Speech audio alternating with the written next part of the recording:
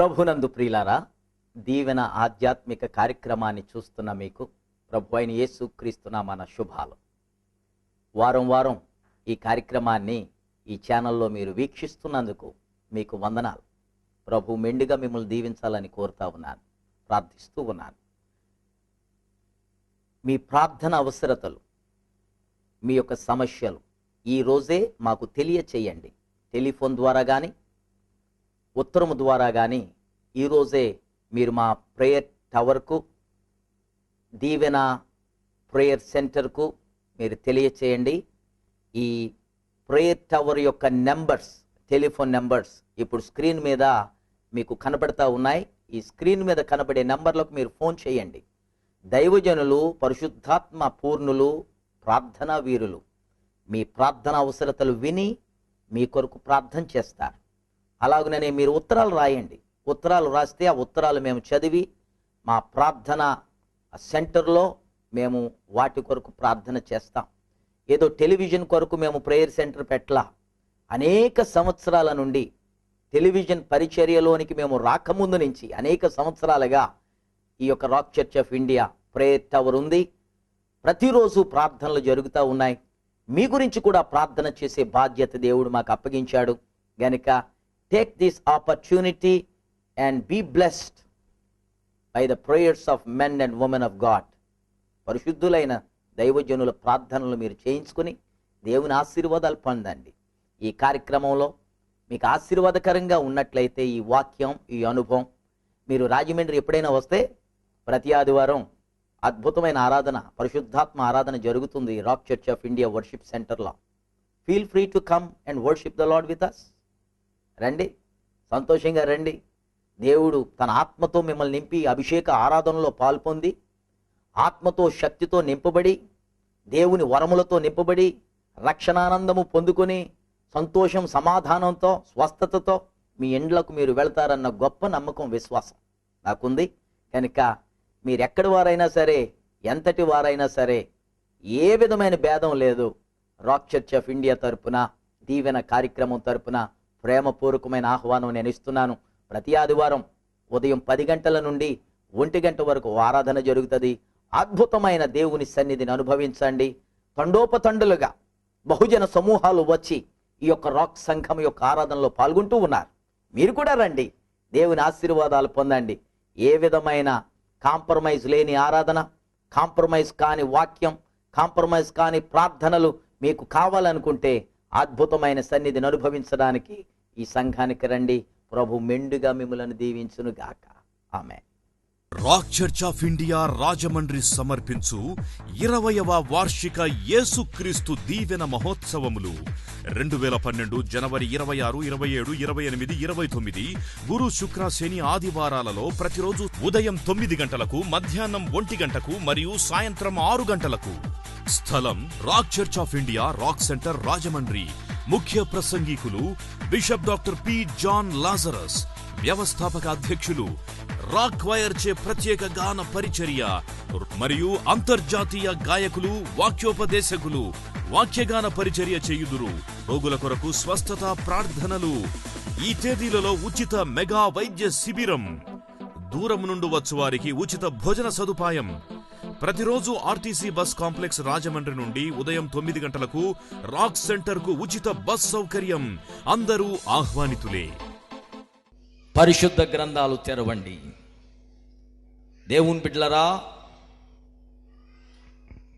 సమూయేలు మొదటి గ్రంథం 15వ అధ్యాయం 29వ వచనాన్ని నేను చదువుతూ ఉన్నాను. దయచేసి బైబిల్ చూడండి. I'm reading from the first book of Samuel chapter 15 and verse 29. మరియు ఇశ్రాయేలీయులకు ఆధారమైన వాడు నరుడు కాదు, ఆయన అబద్ధమాడడు, పశ్చాత్తాపపడడు. ఈ మాట పలికినది ప్రవక్త అయిన సమూయేలు భక్తుడు, పరిశుద్ధుడైన భక్తుడు. సౌలుతో, ఇశ్రాయేలీయుల రాజుతో దేవుని చేత హెచ్చించబడి, దేవుని చేత రాజుగా ప్రతిష్ఠించబడి ప్రత్యేకపరచబడిన సౌలు అనే ఇశ్రాయేలీయుల యొక్క పరిపాలకునితో దేవుని దృష్టిలో అతడు అవిధేయుడిగా మారి ఉండగా సమూయేలు భక్తుడు పలికిన మాట, ఈ మాట ఏమనంటే, సౌలా, ఇశ్రాయేలు నీ మీద ఆధారపడిందని అనుకుంటున్నావు నీవు మనస్సులో. సారం చెప్తున్నాను, సారాంశం. కానీ ఇశ్రాయేలు అనగా దేవుని ప్రజలు, దేవుని యొక్క కుటుంబం, దేవుని యొక్క సంఘం, పాత నిబంధన సంఘం. ఇశ్రాయేలునకు ఆధారమైన వాడు. ఇంగ్లీష్లో ద స్ట్రెంగ్త్ ఆఫ్ ఇజ్రాయెల్ అని ఉంటుంది, దాని మూల భాషలో దాని అర్థం ఏంటి తెలుసా? The dependence of Israel. ఇశ్రాయేలు ఆధారపడేది. మనము బ్రతకడానికి అనేకమైన వాటిని ఆధారంగా మనం చేసుకుంటా ఉంటాం. అహబు నాబోతు ద్రాక్ష తోటని ఇష్టపడ్డాడు ఏలియా కాలంలో.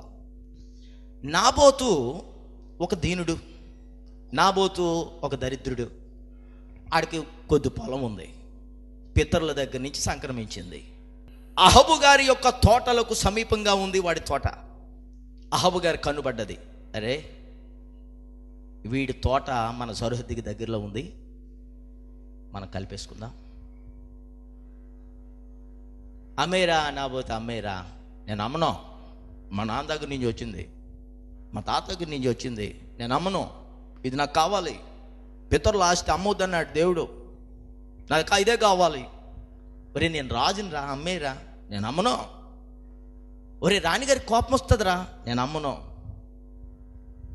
చంపించేశాడు, అన్యాయపు తీర్పు పెట్టించాడు, దేశద్రోహ నేరం, రాజద్రోహ నేరం మోపారు, బలత్కారము చేయించాడు, డబ్బిచ్చి నేరస్థాపన చేయించి నేరమును మోపి రాళ్ల చేత కొట్టి చంపించి ఒక అభాగ్యుని యొక్క ఆస్తి రాజుగారు కాజేశాడు. ఆకాశముందున్నవాడు చూస్తా ఊరుకుంటాడా? నీకు డబ్బున్నంత మాత్రాన్న, నీ చేతిలో అధికారం ఉన్నంత మాత్రాన్న, నీవు సంపద కలిగి ఉన్నవాడంత మాత్రాన్న ఒక అమాయకుని ఆస్తి నీవు అక్రమముగా సంపాదించుట అది అన్యాయం దేవుని దృష్టిలో. చివరికి నాబోతు చచ్చినా అహబు ఆస్తిని అనుభవించలేకపోయాడు. కారణం ఏంటో తెలుసా? ఎక్కడ నాబోతు రక్తము కుక్కలు నాకినీయో అదే స్థలములో ఈ అహబు యొక్క భార్య అయిన యెజబెలు యొక్క రక్తాన్ని కుక్కలు నాకడం దేవుడు ముందుగానే ఏలియా ద్వారా ప్రకటన చేయించాడు. నువ్వెప్పుడు ఎవరికి కనబడకుండా అన్యాయం చేసినా దేవుడు అందరికీ కనబడేలాగా తీర్పు తీరుస్తాడు. జాగ్రత్త. నువ్వు క్రైస్తవుడు అయినా క్రైస్తవుడు కాకపోయినా, లంచాలు తీసుకుని ఒకడికి న్యాయం చేసినా, లంచాలు తీసుకుని ఒకడికి అన్యాయం చేసినా, లంచాలు తీసుకుని ఒకడికి ఉద్యోగం ఇచ్చినా, లంచాలు తీసుకుని ఒకడు ప్రమోషన్ నీవు ఆపి ఒకడిని అన్యాయంగా నీవు సస్పెండ్ చేసినా, నీవు రహస్యముగా చేసిన పని బహిరంగముగా దేవుని తీర్పునకు లోనవుతుంది. బలాత్కారము అది దేవుని దృష్టిలో దేవుడు సహించేది కాదు. కొంతమంది కొన్ని ఇళ్లలో ముందు పుట్టినోళ్ళు పెద్దోళ్ళు అమ్మ నాన్న ముసలోళ్ళు అయిపోతే వాళ్ళని బలాత్కారం చేసి, బలాత్కారం అంటే పొట్టుబట్టి దౌర్జన్యం చేసి పెద్దోళ్ళు ఎక్కువ ఆస్తి రాయించేసుకుంటారు. ఇంటికాడ లేకుండా ఏ కువైటో, ఏ సౌదీ అరేబియో, ఏ దుబాయో, ఏ మస్కటో, ఏ ఫారిన్లో ఉన్నవాడికి ఎందుకు పనికిరాని మొక్కను రాస్తారు. అమ్మనైనా నాయనని చంపేయడానికి సిద్ధపడిపోతుంది. నువ్వు ఇలా సంతకం పెడతావా లేదా? ఇంకా కొంతమంది పిల్లలు ఉంటారు, ఇది మరీ దారుణం, అమ్మ సంతకం నాన్న సంతకం వీళ్ళే పెట్టేస్తారు.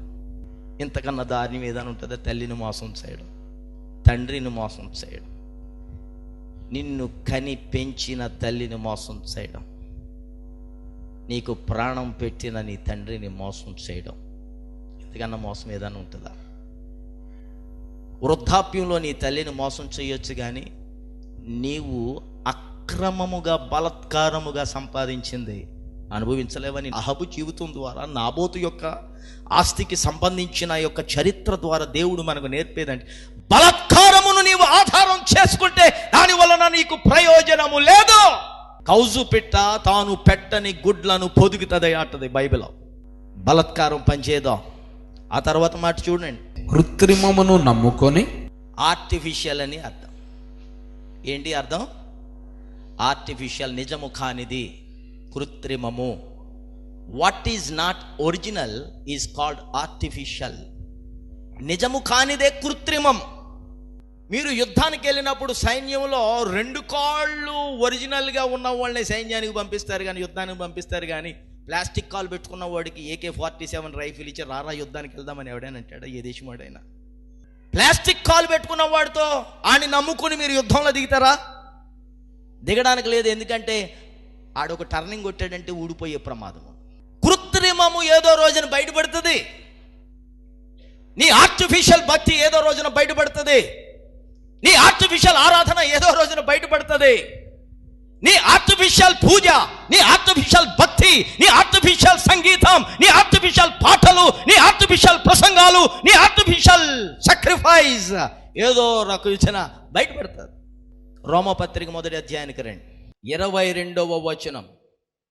వారి అవివేక హృదయము అంధకారమాయను. వారి అవివేక హృదయము అంధకారమాయను. తాము జ్ఞానులమని చెప్పుకొనుచు బుద్ధిహీనులైరి. తాము జ్ఞానులమని చెప్పుకొనుచు బుద్ధిహీనులైరి. వారు అక్షయుడగు దేవుని మహిమను క్షయమగు మనుషుల యొక్కయు, అక్షయుడగు దేవుని మహిమను క్షయమగు మనుషుల యొక్కయు, పక్షుల యొక్కయు, చతుష్పాద జంతువుల యొక్కయు, పురుగుల యొక్కయు ప్రతిమా స్వరూపముగా మార్చిరి. రూపాలు ఇచ్చేశారు. సృష్టికర్తకు బదులుగా సృష్టినే దేవుళ్ళుగా మార్చేస్తా ఉన్నారు. కృత్రిమం, ఆర్టిఫిషియల్. అంతేకాదు వారి ప్రవర్తన అంట స్వభావ విరుద్ధముగా మారిపోయిందంటాడు ఆ అధ్యాయంలో. భార్యతో కాపురం చేయడం, పశువులతో కాపురం చేస్తాడు. స్వభావ విరుద్ధమైన మనస్సు, భ్రష్ట మనస్సు, భ్రష్ట ఆత్మ, భ్రష్ట జీవితం, వతవేయబడిన మనసాక్షి. Most dangerous devil. కృత్రిమము, perverse lifestyle, pervertedness, crookedness, wickedness, lunatic behavior, homosexuality, lesbianism, gayism is directly from the hell and it is not of God. Man should not marry man, woman should not marry woman. వాస్తవం చెప్తున్నాను. ఒకసారి దీవెన కార్యక్రమానికి ఒక ఉత్తరం వచ్చింది. ఒక అమ్మాయి ఇంకొక అమ్మాయిని ప్రేమించిందంట. పెళ్లి చేసుకుంటే ఆ అమ్మాయినే పెళ్లి చేసుకుంటానండి, మీరు ప్రార్థన చెయ్యండి తల్లిదండ్రులు ఒప్పుకునేలాగా. మేమే దొరికమ్మా ఇలాంటి పెళ్ళిళ్ళకి ప్రార్థనలు చేయడానికి. వాస్తవం చెప్తున్నాను దేవుని సన్నిధిలో. చేసుకుంటే ఆ పిల్లనే చేసుకుంటానండి, లేకపోతే ఇద్దరం చచ్చిపోతారు అనుకుంటున్నామండి. ఉత్తరం రాసింది మగపిల్లోడు కదా, ఆడపిల్లే.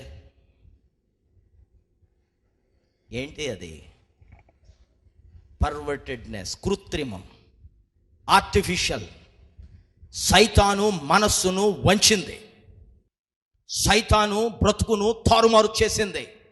దెయ్యం నిన్ను పట్టినప్పుడు లోకాన్ని నువ్వు ఆధారం చేసుకున్నప్పుడు, మాంసయుక్తమైన దేహాలను నువ్వు ఆధారం చేసుకున్నప్పుడు, ఆత్మ కానిది, సత్యము కానిది, సజీవమైనది కాని దాన్ని నీవు ఆధారం చేసుకున్నప్పుడు నీ యొక్క మనస్సును వాక్యం వద్దనుకుని, సత్యము వద్దనుకుని, వాక్యమై ఉన్న దేవుడు వద్దనుకుని, you are depending on something that is not of God.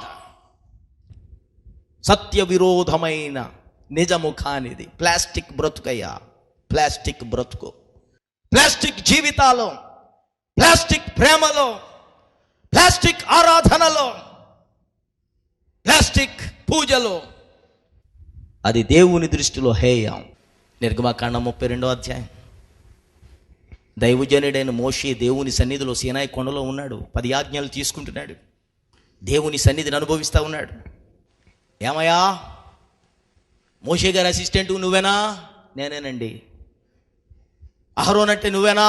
నేనేనండి. ఏమనుకుంటున్నారయ్యా? ఐగుప్తు నుండి మమ్ములను నడిపించిన మోషే అనేవాడు కనబడుట లేదు. కొంతమంది దైవజనులుగా అస్సలు గౌరవం ఇవ్వరు.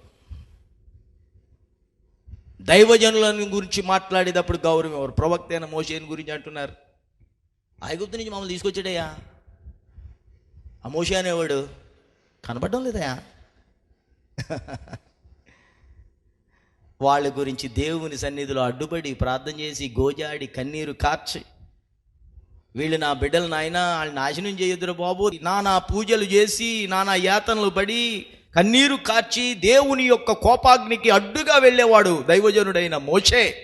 అలాంటి మోషేని పట్టుకొని ఏడే మోషే అనేవాడు ఏడి, ఇక్కడ తీసుకొచ్చాడు, ఏమైపోయాడు, అసలు కనపడడం లేదు. గనుక వెంటనే నువ్వు మాకు దేవుణ్ణి ఒకరిని తయారు చేయాలి. 40 రోజులు ఆబ్సెంట్ అయితే దూడల్ని దేవుడిగా తయారు చేసుకునే క్రైస్తవులు ఉన్నారా లేదా? సంఘ పెద్దలు ఉన్నారా లేదా?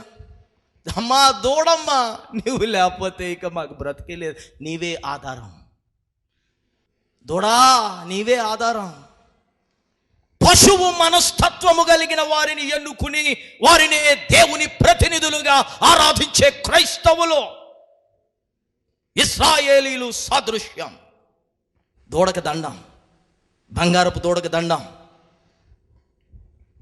ఎందుకురా మీరు దూడను ఆరాధిస్తున్నారు? ఏమేమేమని పెట్టుకున్నామా? మోషే గారు అసిస్టెంట్ అహరోన్ గారు చేశారు ఈ దూడని. ఆయన చెప్పాడు, ఇదిగో మీకు దేవుడు, ఇదిగో మీకు దూడ. వాళ్ళు దేవుడు కావాలని అనడం ఆలస్యం. అహరోన్ గారు వెంటనే ఒక ప్లాన్ ఇచ్చేసాడు. మోషే గారు ఏమన్నా పండక్కి వెళ్ళాడా? పరమ తండ్రి యొక్క సన్నిధిని అనుభవిస్తున్నాడు. విశ్వాసులు ఏం చేయాలా? దేవా, ఆ మోషే దైవజనునికి నీ దర్శనము దయచేస్తున్న రీతిగా మాకు కూడా కనబడయ్యా, మా దగ్గరకు కూడా రాయ్యా, మా దైవజనుని తోడుకు రాయ్యా, మేము కనిపెడుతున్నామయ్యా, మేము ప్రార్థన చేస్తున్నామయ్యా, మేము మీ కొరకే కనిపెడుతున్నామయ్యా, నువ్వు ఆయనతో మాట్లాడడం కాదయ్యా, మా దగ్గరకు కూడా నువ్వు రాయ్యా మా మోషే గారితో అని ప్రార్థన చెయ్యాలా? ప్రార్థన లేదో, పార్టీ చేసుకుంటున్నారు దూడను చేసుకొని. కృత్రిమమును ఆధారం చేసుకుని ఎంతకాలం మనం బ్రతుకుతాం? ఎంతకాలం మనం జీవిస్తాం? ఎంతకాలం మనం ప్రభువులో ఎదుగుతాం? నిన్ను తీసుకొచ్చింది దూడ, నిన్ను రక్షించింది దూడ, నీ పాపాలను క్షమించింది దూడ, నీ కొరకు ప్రాణము పెట్టింది దూడ, నిన్ను దేవుని యొక్క ప్రత్యక్షతల వరకు నడిపించింది దూడ, నిన్ను దేవునిలో పెద్ద చేసింది, దేవుని వాక్యాన్ని నీకు నేర్పించింది, దేవునిలో నిన్ను తర్పీదు చేసింది, దేవునిలో నీవు వరములతో నింపబడి దేవునిలో నీవు ఒక విశ్వాసి వలె, సజీవమైన పత్రిక వలె, సజీవమైన దీపము వలె, సజీవమైన జ్యోతి వలె దేవుని వాక్యమును పట్టుకొని జీవించడానికి తోడ్పడింది దూడ. మోషే గారా? దూడ ఎందుకు? సృష్టికర్తను మరిచిపోయే జీవితం వద్దా? దేవుని బిడ్డలారా, దేవుని వాక్యాన్ని విడిచిపెట్టి త్రోసివేసి బలత్కారమును కృత్రిమమును నమ్ముకొని అట్టి వాటిని ఆధారము చేసుకొనుట విశ్వాసులకు తగదు. మీరు పాపం చేసేవారు, దానికి గతించిన కాలమే చాలు. కృత్రిమం వద్దో, ఆర్టిఫిషియల్ వద్దో. ఎఫ్రాయిమును గురించి జ్ఞాపకం చేస్తాడు. యోసేపు యొక్క చిన్నడు రెండంతల ఫలమని అర్థం. హోషేయ గ్రంథం 8వ అధ్యాయములో ఎఫ్రాయిము పాపములకు ఆధారమగు బలిపీఠములను కట్టెను. అతడు పాపము చేయుటకు ఆ బలిపీఠములు ఆధారములాయెను. ఎఫ్రాయిము వంటి జీవితం, ఇశ్రాయేలీల వంటి జీవితం, పాపాన్ని ఆధారం చేసుకుని బ్రతికితే మనకు మోక్షం లేదు. పాపాన్ని ఆధారం చేసుకుని జీవించాలనుకుంటే రెండంతలుగా ఫలించాల్సిన నీవు, యోసేపు యొక్క పేరు నిలబెట్టవలసిన నీవు, యోసేపు యొక్క వంశోద్ధారకుడిగా ఉండవలసిన నీవు పాపమునకు ఆధారమైన బలిపీఠాలను, పేరు యోసేపు అని ఉంటుంది కానీ దెయ్యాలకు చాలా బలిపీఠ. సామెతల గ్రంథం 3వ అధ్యాయానికి రండి. 5వ వచనం, నీ స్వబుద్ధిని ఆధారము చేసుకొనక, నీ పూర్ణ హృదయముతో యెహోవాయందు నమ్మకముంచుము. నీ ప్రవర్తన అంతటి యందు ఆయన అధికారమునకు ఒప్పుకొను. ఇంకా చదువు నాయన. అప్పుడు ఆయన నీ త్రోవలను సరాళము చేయును. నేను జ్ఞానిని కదా అని నీవు అనుకొనవద్దు. అక్కడ ఆలోచించు. నీ స్వబుద్ధి మీద ఆధారపడితే ఫెయిల్ అవుతావు, దేవుని మీద ఆధారపడితే పాస్ అవుతావు. నీ సొంత బలం, నీ స్వశక్తి, నీ స్వజ్ఞానం, నీ స్వనీతి.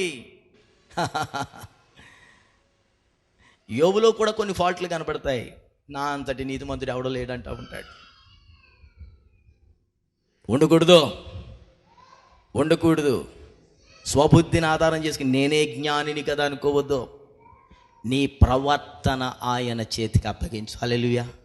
కృత్రిమమును మీద ఆధారపడకండి, ఐగుప్తు మీద ఆధారపడకండి. హెబ్రీ పత్రిక 11వ అధ్యాయం 24వ వచనంలో మోషే గురించి వ్రాస్తూ పరిశుద్ధాత్మ దేవుడు అంటాడు, ఐగుప్తు యొక్క భోగభాగ్యములను మీద నమ్మకం ఉంచక, ఆయన పెద్దోడైనప్పుడు దేవుని ప్రజలతో కూడిన నింద, శ్రమ, మేలని ఎంచి ఐగుప్తు భోగభాగ్యములను త్యజించి విసర్జించి అదృశ్యుడైన వాడు ఉన్నట్టుగా స్థిరమైన బుద్ధి గలవాడే. స్థిరత్వం ఉండాలి విశ్వాసంలో. విశ్వాస జీవితం పిల్లకాయల పిలుపులాట కాదు. విశ్వాస జీవితం ఆదివారం ఒక్క రోజు కాదు. ఇశ్రాయేలునకు ఆధారమైన వాడు నరుడు కాదు.